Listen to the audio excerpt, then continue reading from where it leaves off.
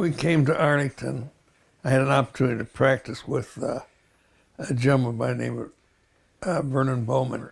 My wife was from Miami, Florida, and I was from Springfield, Illinois. And we were sort of wandering around. I really didn't care to go back to Springfield because we became urbanized. We really liked the suburbs, suburban living. I didn't even know where Arlington Heights was when I was up here going to take my residency. We were able to believe it or not, rent a home on Dwyer Avenue, and we became part of the parish. We're all very young kids, just out of college, gung-ho, and ready to meet the world. And did we ever?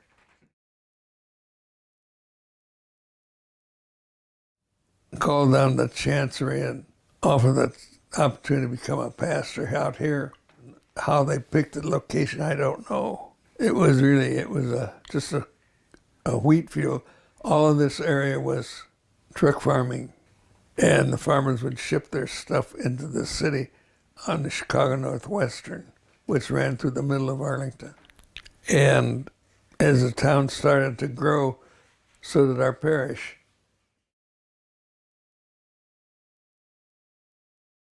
The pastor at that time was Father O'Hara, and he was quite a unique person. He was a very hard-working person, a very demanding person, and he went through associate pastors. Like there's a little reputation out there floating around that if you went to Wayside, you're going to work your rear end off. If he knew you were in a certain business, he'd tap you on the shoulder and said, "Come on in and help me." And boy, you better help him. Yeah. Sometimes he had a very grating personality, but boy, did he work hard. For example, he would take the earliest mass so his associates could sleep in a little bit. And he taught in the school. He managed it. He had some construction background. I don't know what it was. I have a unique understanding because when the professional building I was in, there was an architect across the hall from me, in the suite across the hall from me. The name was Herman Gall, and their family designed and built an awful lot of churches in the area. So Herman, we would go out to lunch. He'd tell me some stories about Father O'Hara. He said nobody wanted to deal with him. He said he would take and he'd start with some figure. He said by the time you got done, you're perspiring and just want to get out of there and sign the contract and get going. What was Father like as a priest? Was he committed to the faith? Oh, was he committed to the faith? You better believe it. Yeah. Tell us about some of the parishioners back in the early days. I mean, you talked about being young, 30 years old, ready to go. Was that the general feel of the parish? Yes, it was a very young parish. If you're sitting in the choir loft and looking down, you wouldn't see too many gray-haired people in it, in the church. The other thing is that most of us, we were children of the World War II, and we believed in helping people and doing things, and we were doers. I know that there are about a nucleus of about 200 people who were the doers, and what you find in many organizations, there are those that participate, and there's that don't. They ride along. And we had a lot of doers and willing doers. And if you weren't willing, Father O'Hara put the arm on you, and you would do it. Anything that was done around the church was all volunteers. For example, my dear wife volunteered 25 years for Hot Dog Day. And I was involved in the parish from the time we got here till after Father died. We had some real characters. There was a group of us, and I don't know why, but it was George Miller, who is now no longer with us. There's Joe Foreman, who did an awful lot for this parish. He owned a business and he knew how to get things done. He was a go-to guy for Father O'Hara, and there are many, many more. I know you belong to a very prestigious group of those guys called the Sunshine Boys. Tell us about the Sunshine Well, Boys. the Sunshine Boys came about. We always would have parties, and we'd decorate the gym so it looked nice. Well, then the gym, after the party was over, had to be cleaned up. And then sometimes we didn't clean it very rapidly. And there's always some beer around or something. And sometimes we didn't get out of there till the sun was coming up. So Barbara Curran, who was a teacher at the school and whose husband was in real estate, when he came home, he said, "Oh, the Sunshine Boys are here." And the name stuck. And then it was carried on from then on. And then every Christmas, Sunshine Boy had a gathering, and all the priests were invited. It was almost like a reunion meeting. And we'd find out about how your children were doing and so on and so forth. It was a very nice organization. And anyone could join it. A lot of people did. There were a lot of doers in this group. Yeah. And a lot of guys would give up their Saturdays to do things around the church. Other guys would be there at night. The town was just exploding. And with only the two parishes, there were only two schools, St. James and Our Lady of the Wayside. Some people couldn't get their children into St. James. And so they'd come to Father O'Hara and he'd visit and said he'd never turned anybody down. And so here I was, chairman of the school board, and he called me up and said, "Doc, we got 14 more students coming in." I said, "Well, where are we going to put them?" He said, "You'll find a way. Well, God will help you." I said, "Yeah." I said, "Please, God, help me a lot." And so I had to get on the stick, and I found out there were mobile classrooms that were available. So we rented 3 of them, and then we put them in behind the school. Do you remember how many students you had back then? At one time, I know there was 1,400. And Father O'Hara taught religion to every class. We had some wonderful ladies that were Dominican nuns that he had found. They came up from Kentucky. And then when I had these extra 14 students, I had to talk to the mother. Well, she was very pleasant. Said we have to pray a lot. And I said, "Oh, I have been."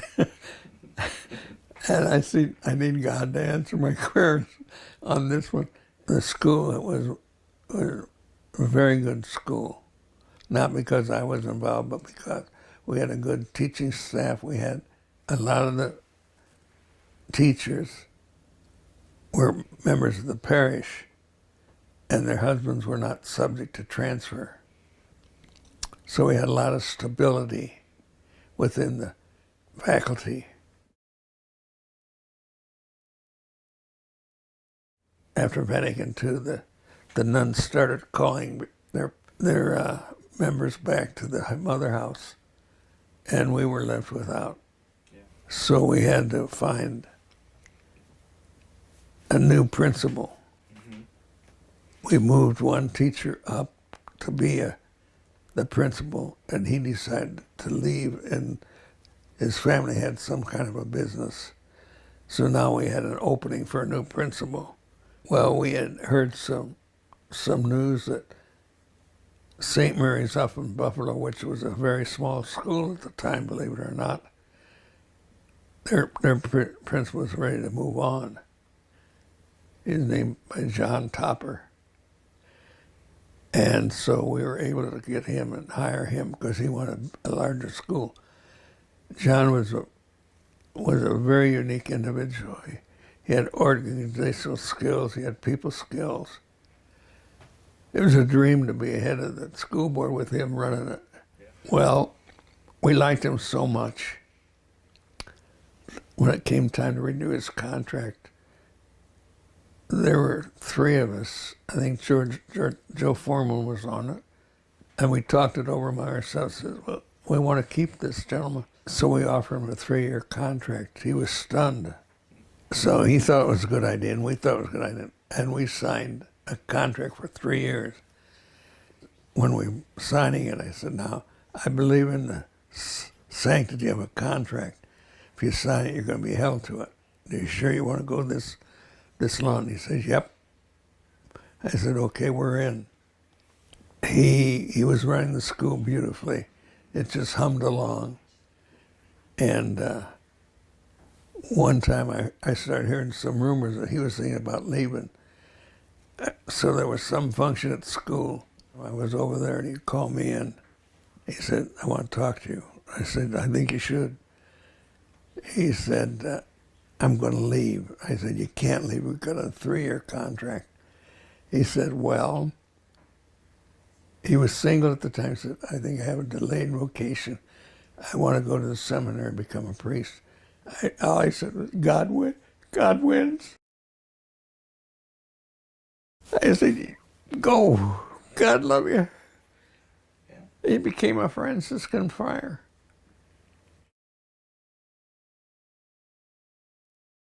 When you drive by or the parish and you see the buildings and you know what it took to put those buildings there, you were part of the foundation of the parish. I mean, what goes through your mind when you pass Wayside today? I'm in awe. The campus is huge, but the most thing is when Father O'Hare left us, it was all paid for. We didn't have a big debt. It was all done. Yeah. And the last thing he did for us, the interior of the church wasn't finished. So he donated that with his own money. And then the church was closed for a couple of weeks, and you walk in and here's this beautiful interior. And of course we had, like in the pre-Vatican days, or pre-Vatican II days, the priest always had his back to the congregation. So then we have to pay to have this beautiful altar taken apart and turn it around so he could face the altar. Do you have a favorite memory from all the time you've been with Wayside? Yes, some were good and some were pleasant. When Vatican II came along and they were changing everything, well, you'd go to church a few minutes early, and they would teach you the new songs that were going to be sung with that Mass. And there was one time we were there, and we practiced the songs, and then during Mass, no one would sing it because we didn't have a piece of paper with the words on it or anything. And Father O'Hare turned around and said, I said sing, and his face got red right in the middle of Mass. And then there few people understood what he was doing. One of the other things that happened early on, we started having a sports night. And at that time, all of the baseball players and hockey players and everybody else, football players, they had, after the season was over, they had a second job that their club had sort of set them up with. And some of our members of the parish were salespeople, and they put the hand on these guys and said, come on out. All you have to do is show up and say a few words, and we'll buy you a dinner, and it won't be a chicken dinner. And that was really a big thing. I was a father of 4 daughters. I wouldn't go by myself because the boys weren't invited. And my dear wife, Barbara, said that isn't right. So she went to bed. I don't know how she did it. But the next year, girls were allowed to come in. Those were very pleasant evenings. Yeah, yeah. And it was great for the children, too.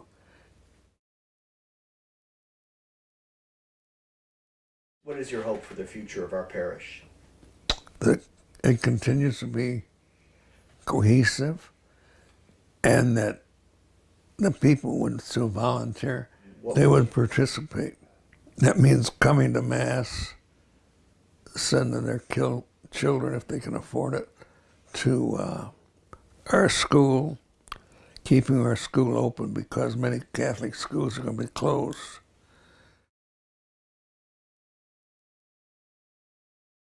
I do believe there's going to be a problem because we're running out of priests and we don't get the vocations. Everybody knew Father O'Hara. He went in that classroom and taught religion. They would have a school mass sometimes, and then on Sundays, if they went to church, they would see him. They knew what a priest was. I mean, how are we going to get vocation if the young men don't know what a priest is?